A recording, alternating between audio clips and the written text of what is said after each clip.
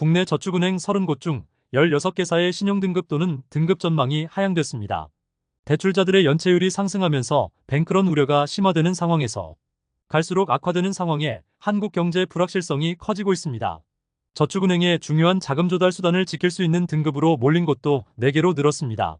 신용평가업계에 따르면 최근 신용등급이나 전망이 하향된 저축은행이 16곳입니다. 나이스 신용평가가 OBS 저축은행의 신용등급을 강등했고, 키움저축은행과 고려저축은행의 등급 전망도 하향 조정됐습니다. 또 한국기업평가도 저축은행 7곳의 신용등급과 전망을 내렸습니다. 저축은행들의 신용도가 단기간에 무더기로 하향된 건 이례적입니다. 부동산 PF 상황이 심각해지면서 저축은행의 자산 건전성과 수익성이 악화됐고, 신용등급이 투기등급으로 떨어지기 직전인 곳도 4곳으로 집계됐습니다. 또 정부가 진행하는 부동산 PF 사업성 평가 결과 등이 나오는 하반기부터는 저축은행들의 신용등급 추가 하락이 나올 가능성이 높아지고 있습니다. 경기 침체로 인한 서민들의 상황은 더 심각합니다. 자동차를 맡기고 대출을 받는 저소득 저신용 차주들이 증가하고 있습니다. 카드론 잔액이 40조 원을 넘어서고 있고, 보험약관 대출이 71조 원을 기록하는 등 불황형 대출이 급증했습니다. 이른바 서민 경제에 심각한 경고등이 켜졌다는 분석입니다.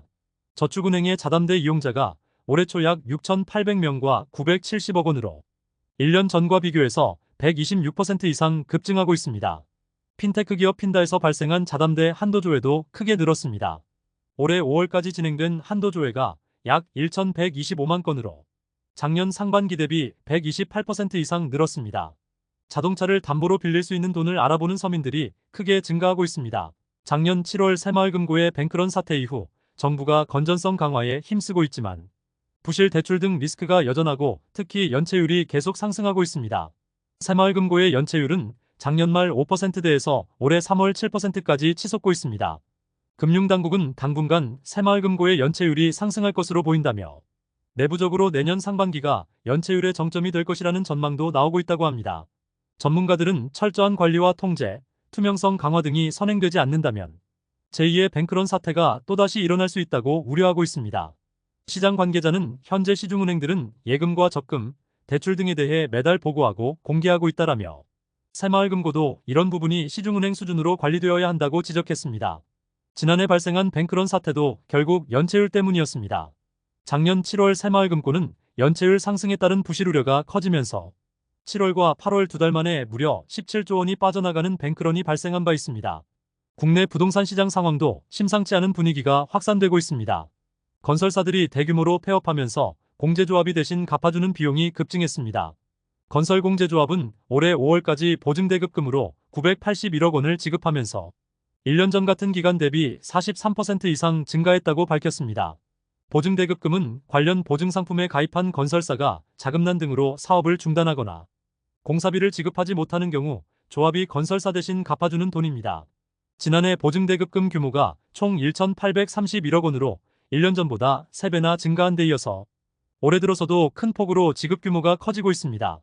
부동산 시장 침체로 올해 6월까지 부도 처리된 건설업체가 18곳에 달하고 작년보다 2배 증가하면서 2019년 이후 최대치를 기록하고 있습니다. 부동산 PF 자금 97%를 대출로 조달하는 나라는 전 세계에서 대한민국이 유일합니다. 선분양 후 계약금과 중도금을 공사비로 활용하는 것도 대한민국이 세계 최초입니다. 심각한 부동산 PF 상황이 한국 경제의 최대 뇌관으로 떠오르고 있습니다. 리스크에 너무나 취약한 부동산 PF에 대한 근본적인 대책이 필요하다는 지적입니다. 먼저 자기자본 비율을 주요 선진국 수준으로 상향하고 건설사 등 제3자 보증은 폐지하는 방향으로 전환이 필요하다는 의견이 나오고 있습니다. 한국개발연구원 KDI가 최근 3년간 추진된 총액 100조 원 규모의 PF 현장 300여 곳을 분석한 결과 시행사들은 자기자본을 3.2%만 투입하고 96.8%는 대출 등을 통해 조달한 것으로 나타났습니다. 미국이나 일본, 네덜란드와 호주 등이 30에서 40% 자기자본 비율을 보이는 것과 큰 차이가 납니다. 이런 기형적인 구조에서 대출과 보증으로 구성된 PF 익스포저가 4년 만에 160조 원 수준으로 급증했고 지난 2011년 30여 개 저축은행이 뱅크런으로 무너진 사례가 재발할 수 있다는 분석입니다. 부동산 PF 과정에서 투입 자본은 적고 수익성은 굉장히 높게 나오기 때문에 소위 한탕을 노리는 시행사들이 계속해서 나올 수 있는 셈입니다. 또 수많은 영세 시행사가 난립하는 것도 큰 문제입니다.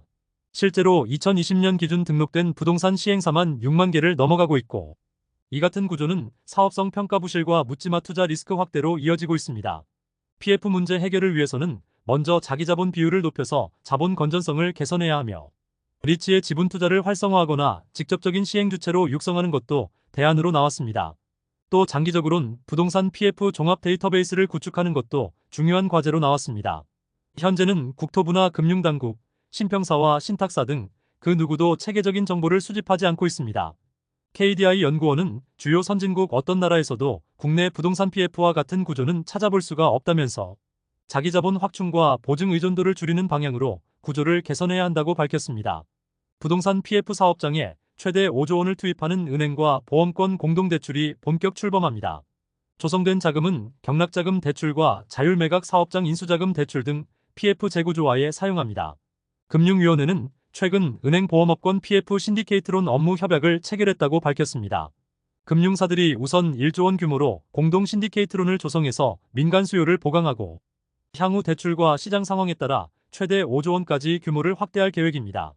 대출 대상은 일정 수준의 사업성을 확보한 부동산 PF 사업장 중에서 법률적 리스크가 없고 대주단 분쟁이 없는 현장입니다. 대상 차주는 해당 사업을 신속하게 진행할 수 있는 역량을 확보해야 합니다. 신디케이트론은 부동산 PF 관련 다양한 자금 용도에 따라 투입합니다. 경공매로 낙찰을 받아 신규 PF 사업을 추진하는 사업자에게 제공하는 경락자금 대출과 소유권 인허가권 등을 양수받아 진행하는 자율매각 사업장 인수자금 대출, 부실채권 등 할인 매입 과정에서 필요한 자금을 대출하는 NPL 투자기관 대출, 정상적으로 진행되는 사업장에서 일시적인 유동성을 해결하는 대출 등으로 구성합니다. 관련 자금 대출을 희망하는 사업장은 국내 5대 은행에서 상담을 진행할 수 있습니다. 최근 부동산 시장은 고금리와 부동산 시장 침체가 겹치면서 상황이 심각해지고 있으며, 생활형 숙박시설과 오피스텔, 상업시설 분양 계약자들이 집단 소송으로 내몰리고 있습니다. 문제는 승소 가능성이 낮은 소송에 참여한 수분양자들은 중도금 연체 수수료가 눈덩이처럼 커지고 있습니다. 또 중도금 상환이 지연되면서 시공사들도 자금 흐름에 문제가 커지고 부실로 이어질 수 있습니다. 실제 경기도 시흥에 위치한 복합 쇼핑몰 상가 운영률이 30%에도 미치지 못하고 있으며, 수분양자들의 계약 해제 및 분양대금 반환 청구 집단 소송이 9건이나 진행 중입니다. 또 시와 거북섬에 위치한 상업시설 여러 곳과 반달섬 생숙 등에서도 집단 소송이 발생하고 있습니다. 국내 제1금융권 은행들에서 연체된 가계대출 규모가 10년 만에 최대치로 증가했습니다. 상대적으로 우량한 금융권 대출 상품인데다가 주택담보대출 상품이 많은 것 감안하면 상황이 훨씬 더 심각한 수준입니다. 금융권에 따르면 작년 말 국내 20개 은행들의 가계대출 연체가 3조 1,753억 원으로 1년 만에 46% 이상 급증하고 있습니다. 분기 기준으로도 2013년 9월 이후 역대 최대 금액입니다. 은행별로는 국민은행의 가계대출 연체가 4,388억 원으로 가장 많이 증가했고, NH농협은행과 우리은행, 신한과 하나은행 순으로 나타났습니다. 연체가 급상승하고 있는 건 경기 침체와 고금리 등 영향 때문입니다. 높은 금리가 장기화되면서 대출이자 상환 부담 금액이 증가했고, 시장 상황까지 악화되면서 차주들의 어려움이 커졌습니다. 한국은행은 2022년 4월부터 올해 초까지 사상 최초로 7차례 연속 기준금리를 인상했으며, 특히 작년 7월과 10월은 한 번에 0.5%를 올리는 빅스텝을 단행했습니다. 서민들이 벼랑 끝으로 내몰리면서 다른 대출 상품 상황도 심상치 않습니다. 자영업자들이 이용하는 개인사업자 대출 연체액이 1년 만에 83% 폭증했고, 총 2조 1,719억 원으로 관련 통계를 공개한 이후 역대 최대치입니다. 금융권 관계자는 가계대출 연체는 사실상 최후의 보루로 여겨진다며, 여러 상품의 연체가 크게 확산되는 건 그만큼 현 상황이 어렵다는 것이라고 밝혔습니다.